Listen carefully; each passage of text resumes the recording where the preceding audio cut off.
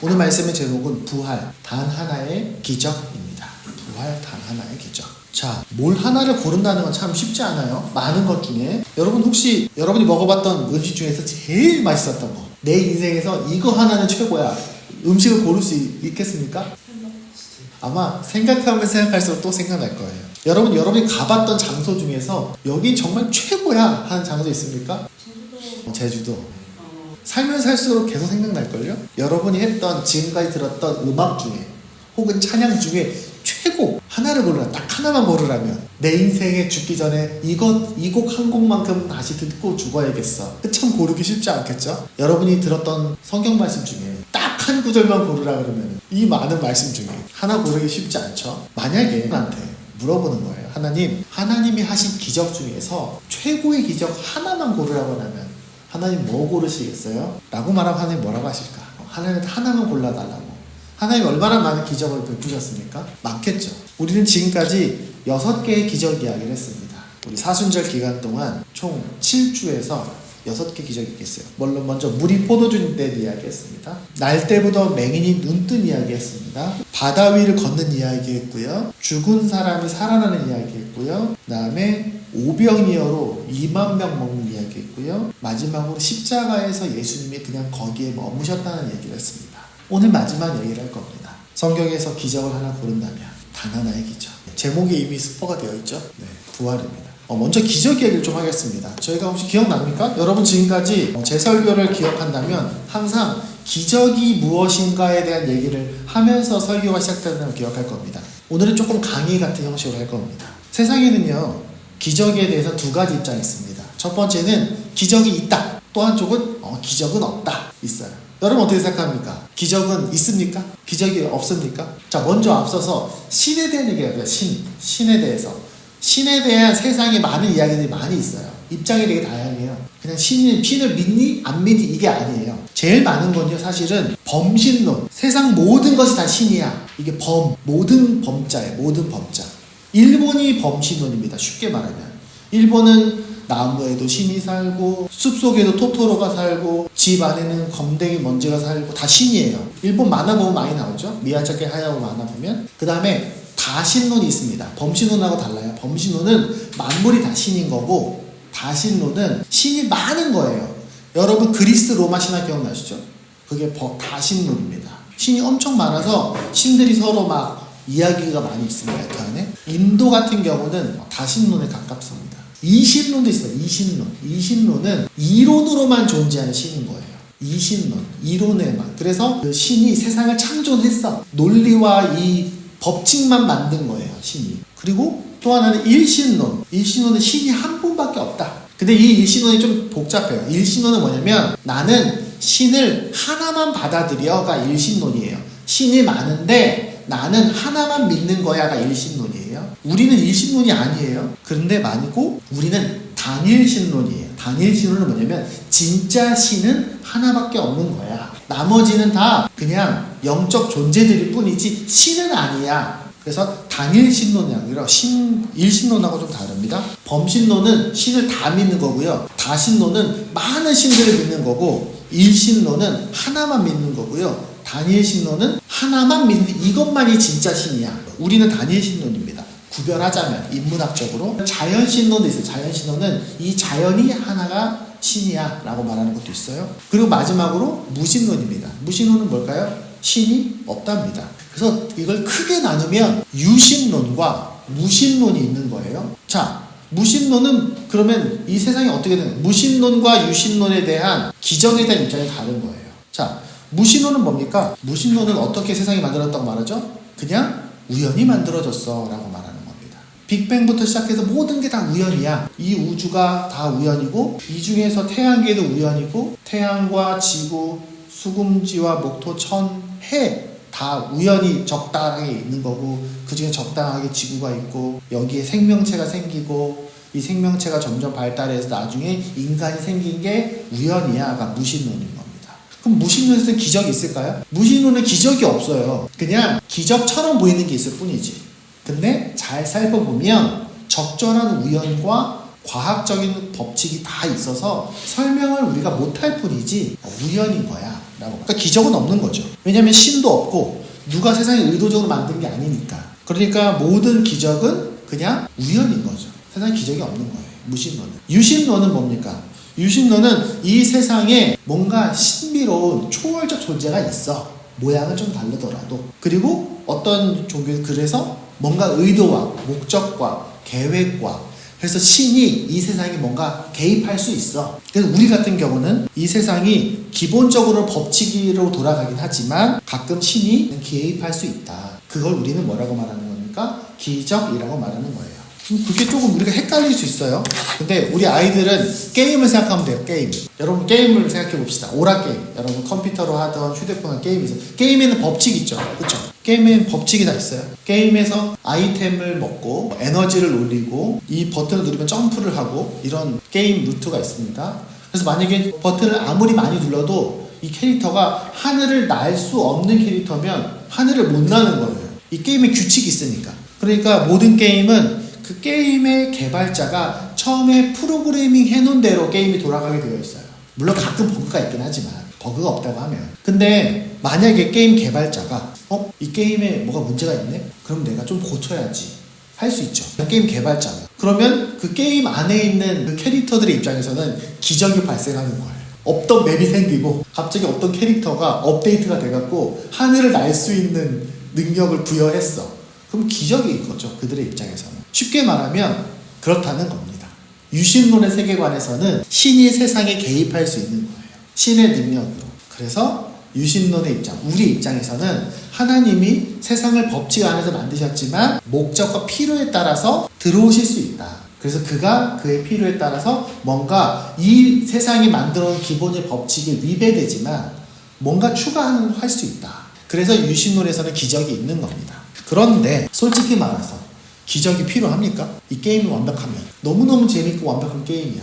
그럼 기적이 필요합니까? 우리 아이들도 오늘 이런 얘기 했었어요. 우리 꼬마 아이들한테. 여러분 세상이요. 웬만하면 알아서 돌아가요. 지구가요. 여러분 이 지구가요. 하나님이 세상을 만드셨을 때 굳이 개입하지 않아도 적당히 돌아가고 사람이 살 수 있게 만드셨어요. 물론 하나님이 이 세상을 유지하고 계시고 붙잡고 계신다 라고 성경은 말하지만 하나님은 기본적으로 이 우주의 이 원리들이 적절하게 돌아가도록 과학적으로 계산이 돼요. 태양은 적당한 크기와 적당한 질량과 적당한 에너지를 갖고 있어서 지구와 딱 적당하게 알맞게 있어요. 그리고 지구는 태양과 적당한 거리에 있어요. 수군지와 목토천 해까지가 위치가 달라져도 지구가 달라지거든요. 서로 힘을 받으니까 이것도 딱 적당하게 놓으셨어요. 그래서 지구는 골디락스 존이라고 그래요. 가장 적합한 거리에 있어요. 지구는 가장 적합한 각도로 이렇게 틀어져 있어요. 이 각도가 1도만 틀어져도 지구 생명체 살 수 없어요. 지구는 생명체가 살 수 있는 적합한 각도로 돌고 있어요. 지구는 가장 적합한 속도로 돌고 있어요. 조금만 빨리 돌아도 생명체가 살 수 없고요. 조금만 천천히 돌아도 살 수 없어요. 지구는 가장 적합한 대기권을 갖고 있고요. 가장 적합한 이 산소와 모든 물질이 있어요. 그래서 사실 하나님께서 세상을 쫙 만들고 나서는요. 굳이 하나님이 개입하지 않아도 이 우주는 잘 돌아가는 것처럼 보입니다. 그래서 어떤 사람이 얘기하는 겁니다. 신은 세상을 잘 만들었지만 개입하지 않아. 그게 이제 이신론이라고 하는 거예요. 많은 철학자들이 하는 얘기 중에. 그런데 하나님이 세상에 우리가 성경에 보면 기적이 나오잖아요. 그럼 하나님 왜 기적을 주시죠? 누구 병을 낫게 해주시는 것이 어떤 사람이 얘기해 이거 기적이야 라고 말하는 병들이 있잖아요. 실제로 성경에도 있고 그 의사 선생님 물론 이제 크리스찬이시겠지만 크리스찬 의사 선생님들의 간증을 보면 그분들이 이런 얘기합니다. 사실 내가 의사를 하지만 내가 설명할 수 없는 회복의 사건들을 우리는 항상 경험합니다라고 말해요. 그래서 그리고 또 어떤 사람은 문제가 기적적으로 문제가 해결되기도 합니다. 보면서 돌아보면 그건 정말 기적 같은 일이야. 기적인 것 같아.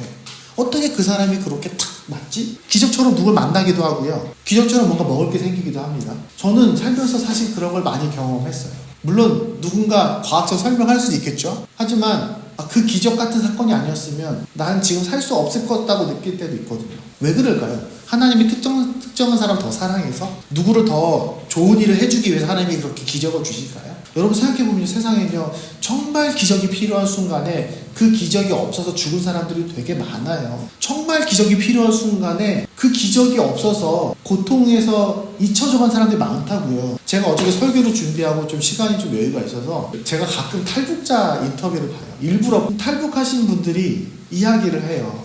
그러면 정말 기적 같은 일들이 있어요. 진짜 말도 안 되는 기적 같은 일들을 경험하고 와요. 그 중에서 그냥 인터뷰를 하는 곳에서는 그냥 얘기하고요. 이렇게 뭐 TBS나 이런 데서 이렇게 인터뷰할 때는 하나님이 우리에게 그런 은혜를 주셨어요 라고 말해요. 근데 그 얘기 많고 사이사이에 뭐가 있냐면요. 그런데 누구는 거기서 걸려서 죽었어요 라는 얘기가 꼭 나와요. 내가 다시 송환됐는데 거기서 내 옆에 친구가 죽었어요 라는 얘기를 해요. 그 사람은 기적이 필요했는데 그 사람은 기적이 없었던 거잖아요. 왜 하나님은 어떤 사람의 기적을 주시고 어떤 사람의 기적을 안 주시죠? 그래서 어떤 사람이 얘기하는 거예요. 거봐, 신은 없어. 신이 있었다면 그날 그 바다에서 그 배가 침몰하게 돕겠어? 그래서 꽤 많은 사람들이 그날 4.16 이후로 교회를 떠났어요. 왜? 교회가 설명해주지 못했거든요. 신은 선하지 않아. 신은 정의롭지 않아. 그냥 신은 변덕쟁이일 뿐이야 라고 말하는 사람들도 있습니다. 그럼에도 불구하고 성경에 기적이 나와요. 왜 하나님이 이 세상에 가끔 개입하십니까? 왜 하나님은 이렇게 잘 세팅된 세상 안에서 그냥 알아 돌아가게 만들어 놓으셨는데 가끔은 들어오셔서 과학적 원리와 법칙을 벗어나는 것처럼 보이십니까? 우리 지난주에 설교했던 거 다 기억나시죠? 물이 포도주로 되는 거. 지금은 필요 없어요. 그냥 전화해서 쿠팡에 주문하면요. 포도주스 와요. 포도주 온다고. 2만 명? 2만 명 그냥 사 먹으러 하면 되죠. 여기 홍대만 있는 게 아니잖아요. 홍대도 가고 저기 불광동도 가고 종로로 가면 2만 명 어디 가서 먹고 사 먹을 수 있어요. 돈이 없다고요? 지금 가면요. 어디 가서 밥 먹을 때도 많이 있어요. 또 지금 당장 한두 개 굶어도 안 죽어요. 열심히 돈 벌면 사 먹을 수 있다고요. 왜 무리를 뭐하러 걸어가요? 119 전화하면 구조대가 오는데. 우리나라는 그렇게 세팅이 잘 되어 있다고요. 눈이 아파요? 병원에 가서 수술할 수 있어요. 안구 이식도 받을 수 있어요. 요즘에는요. 아니 그렇지 않다 하더라도 지금 우리나라는 시각장애인이 살 수 있는 방법이 많이 있어요. 제가 예전에 한솔 얘기했던 것처럼. 그러면 예상에 이런 질문 하게 됩니다. 하나님 별로 세상에 기적 안 하셔도 돼요. 굳이 우리한테 그렇게 신경 안 쓰셔도 우리 잘 살아요. 여러분 잘 살잖아요. 솔직히 말해서. 여러분 기적이 필요한 하루하루입니까? 아니잖아요. 여러분 내일 뭐 할지 다 알잖아요. 여러분 배고파요? 밥 먹으면 돼요. 돈 들어오겠죠. 열심히 일하고 있으니까. 자동차 타고 가면 되고요. 문제는 이렇게 해결하면 되고요. 문제 있으면 전화로 연락하면 돼요. 우리는 기적이 필요하지 않은 시대를 살고 있어요. 그런데 기적이 필요가 있는 게 하나 있어요.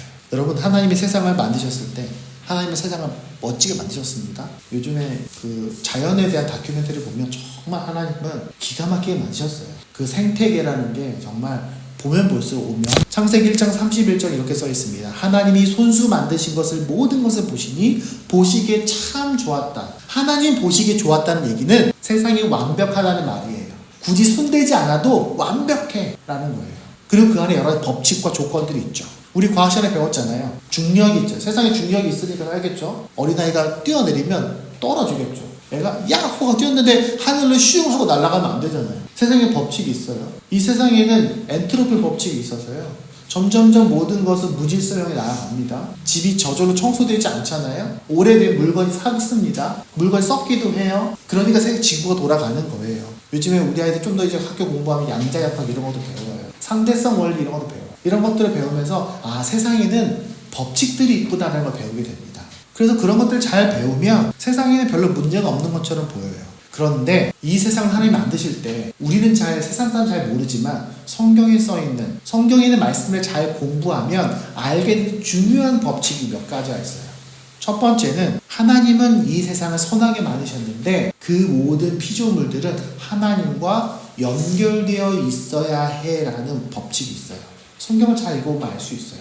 하나님과 함께 할 때에 하나님과 이어져 있을 때에 완전한 존재가 되고 행복하고 평화롭고 정말 진짜 내 인생을 살 수 있는 거예요. 모든 피조물은. 그래야 우리는 하나님과 항상 함께 있어야 돼요. 연결되어 있어야 돼요. 휴대폰이 휴대폰으로서의 모든 멋진 기능을 다 잘하기 위해서 필요한 게 딱 하나가 있는데 자기가 스스로 할 수 없는 거. 휴대폰은 스스로 충전할 수 없어요. 휴대폰은 적절할 때 혹은 항상 혹은 주기적으로 전원이 들어와야지 할 수 있어요. 그건 휴대폰이 할 수 있는 게 아니잖아요. 그런 것처럼. 아이들이 오늘 이걸로 설명을 해줬습니다. 근데 하나님이 인간을 처음 만드셨을 때 그렇게 만드셨지만 인간이 자유롭게 살게 만드셨어요. 그래서 창세기 1장에 이렇게 써 있습니다. 그 전 앞에 보면 하나님이 자기 형상 곧 하나님의 형상대로 사람을 창조하시되 남자와 여자를 창조하시고 하나님이 그들에게 복을 주시며 그들에게 이르시되 생육하고 번성하여 땅에 충만하라 땅을 정복하라 바다와 물고기와 하늘의 새와 땅에 움직이는 모든 생물들을 다스리라 하시리라. 하나님은 인간을 만드실 때 특별하게 만드셨어요. 하나님과 항상 함께 있게 하셨는데 그들이 하나님과 함께 일하면서 하나님처럼 선택하고 결정할 수 있는 독립적인 스스로 생각하실 존재를 만드셨다고요. 로봇을 만들지 않으셨다고요. 항상 이어져 있지만 강제로 이어진 게 아니라 너가 기꺼이 나와 이어질 수 있는 존재를 만드셨어요. 우리를 자유롭게 만드셨다고요. 엄마가 우리 아들이 우리 딸이 걱정된다고 밧줄을 꽁꽁 묶어서 옆에다가 데리고 있을 수 없잖아요. 신생아가 아닌 이상. 부모는 자녀를 점점 독립시키기 위해서 키웁니다. 그런 것처럼. 그런데 인간이 스스로 창조자와의 연결을 끊고 독립적으로 살아가기로 선택합니다. 마치 휴대폰이 자기 전화를 끄는 것처럼. 선과 악을 알게 한 나무 열매를 먹었다는 말은 그 말이에요. 뭘 먹었다 그 얘기가 아니라 뭘 먹는 게 중요한 게 아니라 결국에 뭐냐요? 나는 하나님 없이 나 스스로 독립적으로 이제는 살겠어 라고 결정한 것이 바로 그 사건이에요. 모든 사람은 그 결정을 하면서 태어나요. 그럼 이렇게 얘기합니다. 자유와 독립, 그거 좋은 거 아닌가요? 세상 사람들 말하죠. 여러분 신에게 매이지 말고 사십시오. 신이 여러분을 매이지 못하게 여러분 신에 기대어서 그렇게 나약하게 살지 말아요. 신으로 독립하십시오 라고 말합니다. 듣기에는 멋지죠. 하지만 안 그래요. 사람은 처음부터 그렇게 만들어지지 않았어요. 우리는 하나님과 이어져 있을 때 가장 완벽하게 살 수 있게 만드셨다니까요. 그게 사람이 만들어진 처음부터 만들어진 설계 디자인이에요. 휴대폰에게 야 너 휴대폰 너 사람 전원 연결 야 너 전기에 매이지 마. 너 충전 라인 무선 충전기에 매이지 마. 자유롭게 살아 라고 말한다고 그게 독립입니까? 그게 자유입니까? 아니잖아요. 그런 것처럼 그게 사탄의 거짓말입니다. 너 스스로 혼자서 잘 살 수 있어. 그게 바로 독립입니다. 사탄이 왜 아담과 하와에게 너 이거 먹어라고 말했겠습니까? 너 이거 먹으면 하나님처럼 될 수 있어. 그 말이 뭐예요? 너 이거 먹어서 하나님과 너의 선을 끊어. 하나님 없이도 너 살 수 있어. 마치 휴대폰에게 너 전원 끊어. 너 충전기 버려. 너 잘 살 수 있어. 혼자서도. 자유와 독립으로 너 스스로 성공하며 승리하며 살아. 왜 어디에 매여있니? 그게 거짓말인 겁니다. 그래서 하나님은 그 인간이 하나님과 다시 이어질 수 있도록 하시기 위해서 이 땅에 한 번 개입하시기로 결정하십니다. 내가 이 세상을 완벽하게 만들었는데 아까 얘기했던 것처럼 법칙이 다 있어서 다 이 생로병사 다 살아가게 만들었는데 이것만큼은 사람이 할 수 없는 거예요. 사람이 스스로 할 수 없는 유일한 희망, 할 수 없는 유일한 기적. 하나님이 이 땅에 개입하셔야 되는 단 하나의 목표. 인간과 하나님을 다시. 그래서 처음 원칙대로 인간이 스스로 원할 때 창조자와 다시 이어지는 방법을 주신 거예요. 그게 바로 예수 그리스도의 십자가와 부활입니다. 그래서 오늘 말씀에 있는 겁니다. 그리스도 고린도서 15장 그 뒤에 가면은 그리스도께서는 죽은 사람들 가운데 살아나셔서 잠든 사람들의 첫 번째 열매가 되셨습니다. 그것을 보고 예수님의 그 십자가 부활을 보고 나도 예수님을 믿고 그렇게 내가 하나님과 다시 이어지고 싶습니다라고 말할 때 그 희망을 주시는 것. 그런 점에서 하나님 이 세상을 만드신 후에 이 세상을 자기 백성을 치유하시기 위해 주시는 단 한 번의 개입이 바로 부활인 거예요. 마치 게임 개발자가 완벽한 게임 만들어 왔는데 이 게임이 곧 망가질 것 같아. 에러 하나가 생겨서. 그래서 이 완벽한 게임을 보존하기 위해서 살리기 위해서 어쩔 수 없이 게임 개발자가 캐릭터로 들어가서 코딩을 고치는 거죠. 만약 우리가 하나님에게 하나님 성경에서 창조 말고 하신 일 중에서 딱 하나만 하나님이 안 할 수 없는 거 꼭 해야 되는 거 하나만 꼽으라고 하시면 그건 바로 부활인 겁니다. 제가 지금까지 6번에 설교했던 그 모든 것들이 결국에는 뭡니까? 이걸 위해서 한 거예요. 부활을 위해서. 세상의 모든 기적들, 성경에 나오는 모든 기적들은요, 이 부활 사건을 가리키는 화살표와 같아요.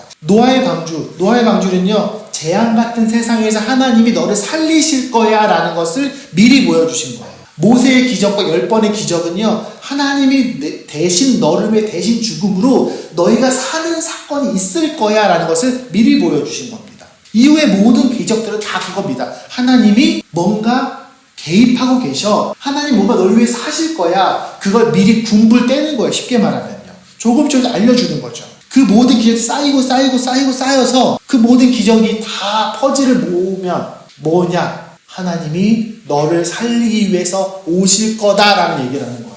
예수님의 기적들은 바로 그가 하나님이심을 드러내십니다. 우리 6번의 기적 기억나죠? 그 기적들을 하나하나 공부하면서 뭘 알게 됩니까? 맨 끝에 뭡니까?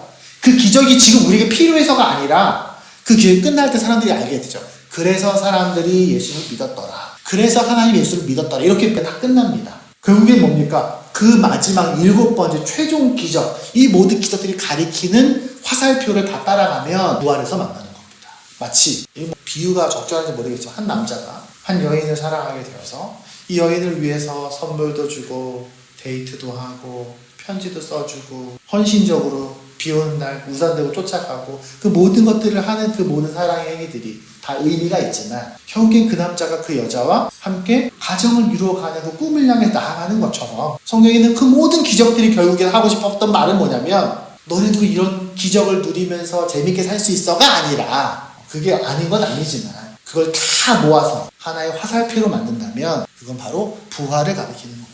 지난 6개 기적들을 보면요. 물이 포도주 됐을 때 예수님이 우리에게 희망이 된다는 것을 드러내요. 오병이어는 예수님이 우리를 어떻게 먹이시고 살리시고 우리를 돌보고 계시다는 것, 우리의 필요를 아신다는 것. 물 위를 걷는 건 뭡니까? 예수님이 바로 이 자연 만물의 주인이라는 것을 드러냅니다. 죽은 나사로가 살아날 때는 생명과 죽음에 예수님의 손안에 있다는 것을 드러냅니다. 날때부로 맹인이 본 사람을 치유하실 때는 하나님 예수님이 바로 창조자이심을 드러냅니다. 십자가 내려오지 않았다는 사실에서는 우리가 예수님이 우리를 위해서 내가 아니라 너희를 위해서 내가 뭔가 하고 있어라는 것을 드러내십니다. 그래서 사탄이 정말 하고 싶었던 거짓말을 이건 거예요. 사탄이 우리에게 하고 싶었던 마지막 거짓말은 바로 부활입니다. 사탄은요 예수님의 부활을 막기 위해서 아기 때 예수님을 죽이려고 했어요. 헤롯을 통해서. 기억나시죠? 사탄은 부활을 막기 위해서요 십자가를 방해했던 겁니다.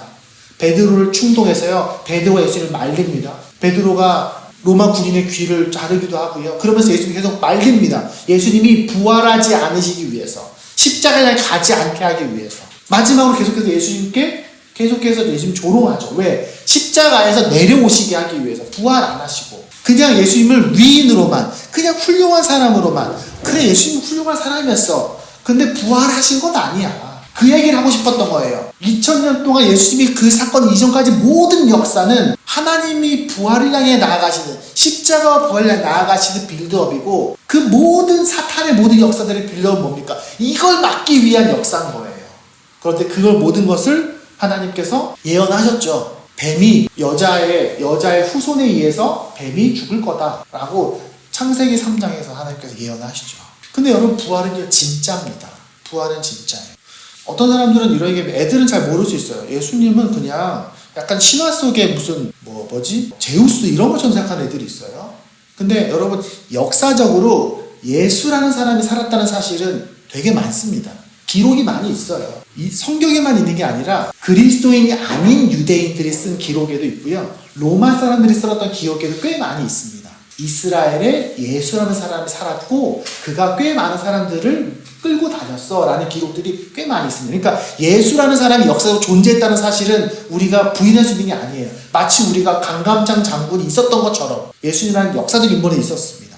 두 번째, 예수라는, 근데 그 사람이 죽었다는 사실은 자명해요. 왜? 성경에 그렇게 써있잖아요. 예수님을 허리를 창으로 찔렀을 때 물과 피가 나왔다는 얘기는 폐에 물이 찼다는 말이거든요. 그 얘기는 뭐냐면 이미 십자가에서 원래 사람이 죽는데 마지막으로 완벽하게 죽음을 확인하는 게 바로 그건 거예요. 폐에 물이 차서 그 익사로 죽어요. 십자가형이 원래 그래요. 그러니까 예수라는 사람이 그날 십자가에서 죽었다는 사실 자체는 명확해요. 실제로 다른 기록에도 있어요. 그래서 예수님이 살았고 죽었어라는 기록은 정확합니다. 그런데 그렇다면 예수님 정말 부활하신 게 맞아? 그럼 그것에 대한 거짓말들은 굉장히 많죠. 근데 우리가 나중에 셰퍼드 라이프 포도에서도 배우겠지만 예수님이 정말 부활했다는 것을 갖고 있는 몇 가지 증거들이 있습니다. 여러 가지가 있는데 첫 번째가 우리가 많이 얘기하는 것 중에 무덤이 비었다는 거예요. 예수님을 그 유대인들은 무덤을 사람을 장사 지내고 돌로 막습니다. 사람이 한두 사람이 하는 게 아니라 여러 사람이 이렇게 돌로 굴려갖고 막아놔요. 밀어서 이렇게 열 수 있고 그런 게 아니에요. 이렇게 파놓고 돌을 내려서 이렇게 막는 겁니다. 그리고 로마 군인이 지켰다라고 성경에 써 있어요. 근데 로마 무덤이 비어버렸죠. 예수님이 시체가 없어졌고요. 문이 열렸어요. 그건 성경에 써 있죠. 만약에 그런 게 아니라면 로마 군인들과 그리고 유대 그런 종교 지도자들이 무덤이 비었다는 사실을 드러냈겠죠. 여러분 잘 생각해 보세요. 성경에 써 있는 거는 초대교회 4개의 성경이 다 써 있어요. 초대교회 사람들은 그 성경에 써 있는 것을 읽고 묵상하면서 교회에 모였어요. 그들은 목숨을 걸고 모였어요. 쉽게 말하면 우리가 모여서 예배드리고 예수님 믿고 있는 사실이 걸리면 내 목숨이 위험하고 생계가 위험하고 내 자식들의 미래가 불투명해지는 상황에서 그 성경에 있는 거 믿었다고요. 안 봐서가 아니라 그들은 예수님에 대한 이야기를 기억하고 있는 사람들이었어요. 초대교회 사람들은 예수님을 믿고 있었고 봤던 사람들이란 말이죠. 여러분 내 거짓말 때문에 내가 본 적도 없는 거짓말 때문에 내 목숨과 내 자녀들의 목숨을 거는 사람은 없어요. 그런데 성경에서 무덤이 비었다는 사실은 분명합니다. 그리고 제자들이 예수님이 돌아가실 때까지만 해도 다 도망갔는데 나 살겠다고 갑자기 3일 뒤에 며칠 뒤에 사람들이 다시 모이기 시작하더니 목숨을 걸고 예수님에 대한 얘기를 하기 시작했어요. 제자들이 변했다는 사실은 확실해요. 수많은 사람들이 그걸 믿고 교회가 모였다는 사실은 확실합니다. 그래서 그 정황들을 다 볼 때 그냥 합리적으로 그냥 논리적으로 볼 때에도 적어도 그때의 그 사람들 초대교회 사람들은 내 목숨을 걸 만큼 예수님의 부활을 확신하고 경험했다는 것을 알 수 있습니다. 실제로 가룟 유다가 죽잖아요. 예수님의 제자들 한 명 예수님을 배반하고 죽잖아요. 그래서 그 사람이 비어서 베드로가 새로운 한 사람 뽑습니다. 근데 뽑는 기준이 뭐냐 이렇게 말합니다. 사도행전에 한 사람을 뽑아서 우리와 더불어 부활의 증인으로 삼아야 할 것입니다. 이렇게 말합니다. 다시 말하면 예수님이 부활하시고 40일 계시다가 승천하신 다음에 50일 뒤에 그 전에 예수님 제자들이 다 모여서 얘기할 때 그 한 사람 빠진 그 한 사람의 의미가 뭐냐? 이 사람은 부활의 증인이라는 거예요. 정리하면 이겁니다. 세상엔 사실 기적이 필요 없어요. 하나님은 세상을 그렇게 완벽하게 만드셨어요. 우리는 지금도 마찬가지입니다. 우리는 기적이 필요한 세상의 사람들이 아니에요. 우리 서로 사랑하며 살면 돼요. 우리 다 잘 살 수 있어요. 그런데 우리가 죽을 때까지 절대로 잊어버리지 않아서는 안 되는 단 하나의 기적은 바로 부활이에요. 우리가 절대로 할 수 없고 반드시 하나님만이 하셔야 해요. 그 유일한 딱 하나. 그렇다면 부활을 산다는 건 뭘까요? 그게 우리 삶에 무슨 의미가 있습니까? 첫 번째 우리가 무슨 부활을 생각하면서 사는 거죠. 왜냐면 우리가 부활 때문에 구원받았으니까, 부활 때문에 영생을 얻었으니까, 부활 때문에 하나님의 자녀가 되었으니까, 부활 때문에 우리가 죽어도 다시 살아나는. 그래서 우리가 매주 모이는 겁니다. 우리가 모여서 이렇게 예배 드리고 이 시간, 이 돈, 이 에너지 들여서 여기 앉아있는 이유는요, 그걸 기억하기 위함입니다. 우리는 항상 부활을 생각하면서 살아야 돼요. 두 번째는 우리가 부활의 가치를 따라 살아야 돼요. 부활이 뭡니까? 하나님이 우리를 살리고 싶어 했다는 겁니다. 하나님 우리에게 주신 메시지가 뭡니까? 하나님을 사랑하고 서로 사랑해라. 이거예요. 부활은 뭡니까? 하나님을 사랑할 수 있게 하고 너희가 서로 계속 사랑하도록 힘을 주는 게 바로 부활입니다. 우리를 살리고 싶어 하셨던 그 하나님의 마음을 따라서 우리가 서로 사랑하는 것, 사람을 살리는 삶을 사는 것, 내가 많이 먹고 많이 마시고 뭔가 많이 누리고 이게 방향이 아니라 내게 주어진 사람들을 축복하고 사랑하고 살리고 그들을 채워주고 도와주고 섬기고 헌신하며 사는 것, 그게 바로 부활의 가치입니다. 하나님이 우리에게 부활해 주신 이유는 그건 겁니다. 첫 번째는 여러분의 가족입니다. 내 가족을 내가 살리는, 사랑하는 것. 그리고 내 주위 또 다른 사람들, 내 친구들, 내 동료들을, 내 가까운 사람들에게 우리를 살리고 싶어 하시는 그 주님의 그 마음으로 대하는 것. 그리고 마지막으로 그 부활의 소망으로 사는 겁니다. 삶의 모든 어려움 속에서도 희망을 품고 그 희망을 나눠주는 삶을 살아야 됩니다. 우리 오늘 아까 읽었던 말씀에 6절, 7절 이렇게 써 있습니다. 그러므로 여러분, 지금 잠시 동안 여러분이 시련 속에서도 어쩔 수 없이 슬픔을 당하게 되었다 하더라도, 다시 말하면 이때는 교회가 핍박받는 시기입니다. 교회가 굉장히 고통 속에 있는 시기예요. 걸리면 목숨을 잃을 수도 있는 시기입니다. 생존과 생계가 어려운 시기입니다. 그런데 뭐라고 말합니까? 그래도 기뻐하십시오. 예수 그리스도께 나타나실 때 여러분에게 칭찬과 영광과 존귀를 얻게 해주실 겁니다.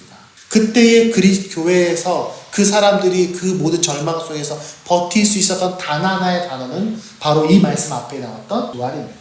아무리 힘들고 아무리 정말 죽을 것 같은 절망 속에서도 우리에게 희망이 있는 이유는 우리에게 부활이 있기 때문에 그렇습니다.